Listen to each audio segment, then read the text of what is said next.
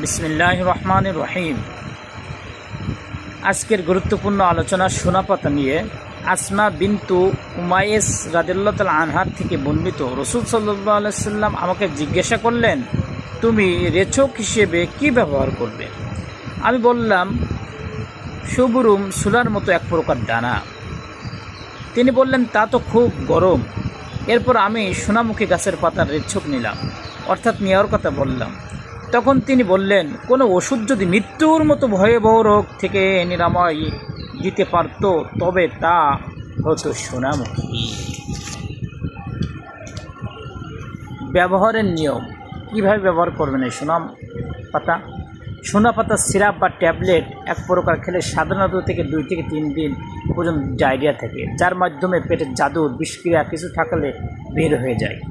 ইয়েমেনে এই পদ্ধতির চিকিৎসার ব্যাপক ব্যবহার হয়েছে।